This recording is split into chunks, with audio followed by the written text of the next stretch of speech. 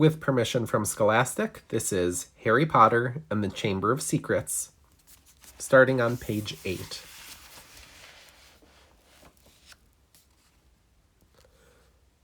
For the first couple of weeks back, Harry had enjoyed muttering nonsense words under his breath and watching Dudley tearing out of the room as fast as his fat legs would carry him.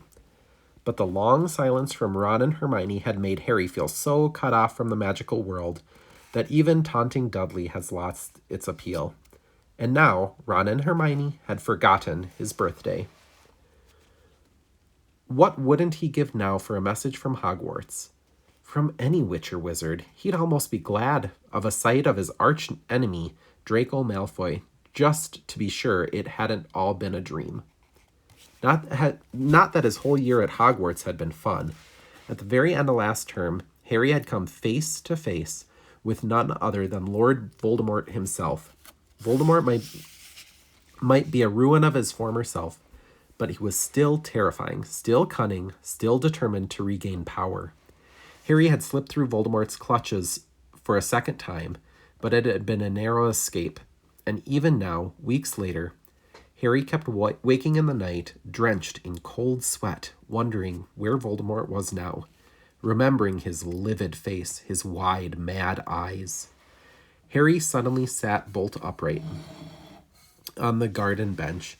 He had been staring absent-mindedly into the hedge, and the hedge was staring back. The two enormous green eyes had appeared among the leaves. Harry jumped to his feet just as a jeering voice floated across the lawn. "I know what day it is," sang Dudley, waddling towards him. The huge eyes blinked and vanished. "What?" said Harry, not taking his eyes off the spot where they had been. "I know what day it is," Dudley repeated, coming right up to him. "Well done," said Harry. "You've finally learned your days of the week." "Today is your birthday," sneering Dudley. "How come you haven't gotten any cards? Haven't you got any friends at that freak place?"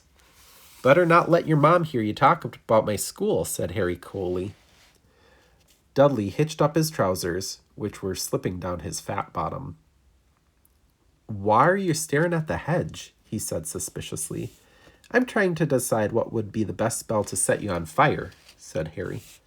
Dudley stumbled back at once, a look of panic on his fat face. You can't," Dudley told. "You're not to do magic," he said. "He'll chuck you out of the house, and if you haven't gotten anywhere else to go. You haven't gotten any friends to take you."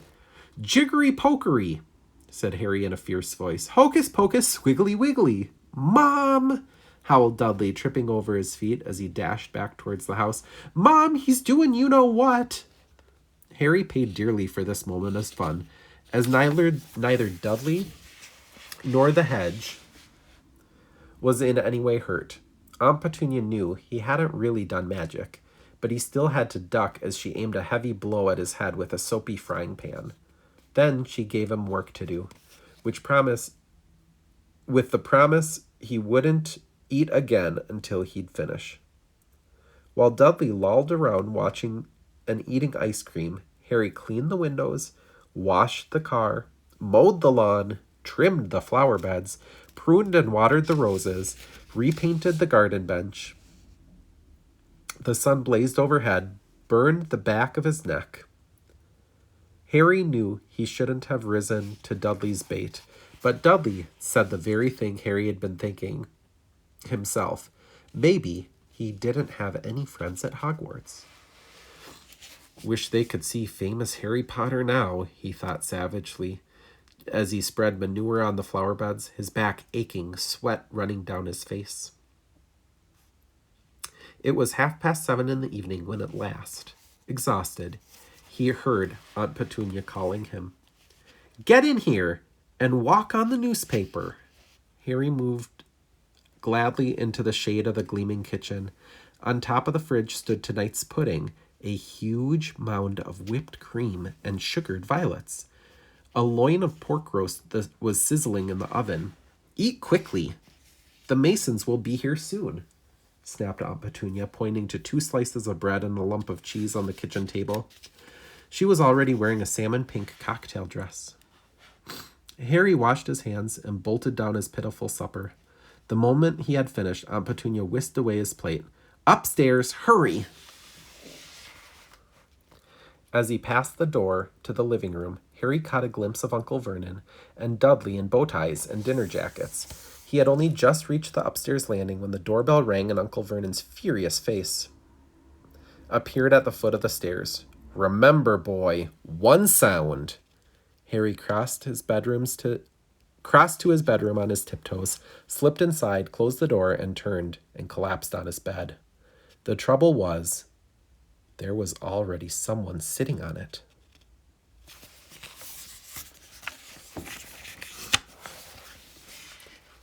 Chapter 2, Dobby's Warning.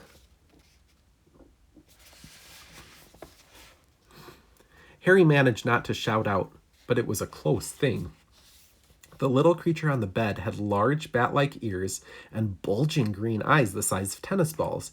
Harry knew instantly that this is what had been watching him out of the garden hedge that morning. As they stared at each other, Harry heard Dudley's voice from the hall. "May I take your coats, Mr. and Mrs. Mason?" The creature slipped off his bed and bowed so low that the end of its long, thick nose touched the carpet. Harry noticed it was wearing what looked like an old pillowcase with rips for arms and leg holes. Hello," said Harry nervously. "Harry Potter," said the creature in a high-pitched voice. Harry was sure would carry down the stairs. "So long has Dobby wanted to meet you, sir. Such an honor it is."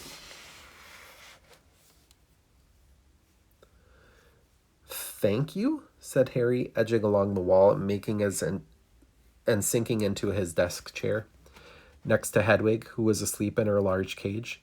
He wanted to ask, "What are you?" but thought that would sound too rude, so instead he said, "Who are you?" "Dobby, sir, just Dobby. Dobby the house elf," said the creature. "Oh, really?" said Harry. I don't want to be rude or anything, but this isn't a great time for me to have a house elf in my bedroom." Aunt Petunia's false laugh sounded from the living room. The elf hung his head. "Not that I'm not pleased to meet you," said Harry quickly, "but is there a particular reason you're here?" "Oh, yes, sir," said Dobby earnestly. "Dobby has come to tell you, sir. It's difficult, sir. Dobby wonders where to begin." "Sit down," said Harry politely, pointing to the bed. To his horror, the elf burst into tears, very noisy tears. "Sit down," he wailed. "Never, never, ever." Harry thought he heard voices downstairs falter. "I'm sorry," he whispered. I didn't mean to offend you or anything." "Offend Dobby?" choked the elf. "Dobby has never been asked to sit down by a wizard like an equal." Harry, trying to say shh and look comforting at the same time, ushered Dobby back to the bed where he sat hiccuping, looking like a large and very ugly doll. At last he managed to control himself and sat with his great green eyes fixed on Harry in an expression of watery adoration.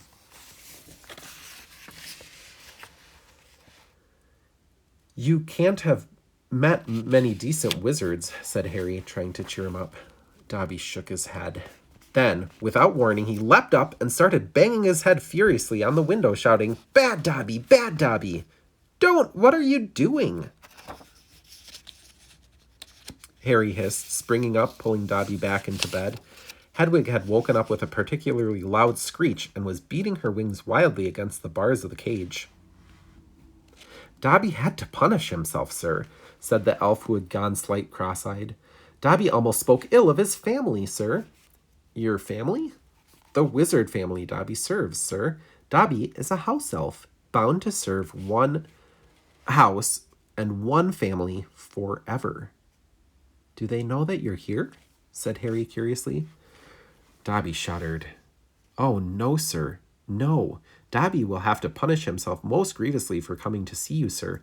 Dobby will have to shut his ears in the oven doors for this. If they ever knew, sir." "But won't they notice if you shut your ears in the oven door? Dobby doubts it, sir. Dobby is always having to punish himself for something, sir. They lets Dobby get on with it, sir. Sometimes they remind me to do extra punishments. But why don't you leave? Escape. A house elf must be set free, sir, and the family will never set Dobby free. Dobby will serve the family until he dies, sir. Harry stared. And I thought I had it bad for staying here for another 4 weeks. He said, "This makes the Dursleys sound almost human." "Can't anyone help you? Can't I?" Almost at once, Harry had wished he hadn't spoken. Dobby dissolved again into wails of gratitude. "Please," said Harry whispered frantically. "Please be quiet. If the Dursleys hear anything, if they know that you're here." Harry Potter asks if he can help Dobby. "Dobby has heard of your greatness, sir. But of your goodness, Dobby never knew." Harry, who was feeling distinctly hot in the face, said, "Whatever you've heard about my greatness is a load of rubbish. I'm not even top of my year at Hogwarts. That's Hermione. She's—" But he stopped too quickly, because thinking about Hermione was painful. "Harry Potter is humble and modest," said Dobby reverently, as his orb-like eyes aglow. "Harry Potter speaks not of his triumph over he who must not be named." "Voldemort?" said Harry. Dobby clapped his hands over his ears and moaned, "Ah! Speak the name! Speak not the name! Speak not the name!" "Sorry," said Harry quickly. "I know lots of people who don't like it. My friend Ron—" He stopped again. Thinking about Ron was painful too. He leaned towards Harry and his eyes wide as headlights. "Dobby heard tell," he said hoarsely, "that Harry Potter met the Dark Lord for a second time just weeks ago. That Harry Potter escaped yet again." Harry nodded, and Dobby's eyes suddenly shone with tears. "Ah, sir," he gasped, dabbed his face with a corner of his grubby pillowcase he was wearing. "Harry Potter is valiant and bold. He has braved so many dangers already, but Dobby has come to protect Harry Potter, to warn him, even if he does have to get his ears shut in the oven door later. Harry Potter must not go back to Hogwarts." This is where we'll stop for today.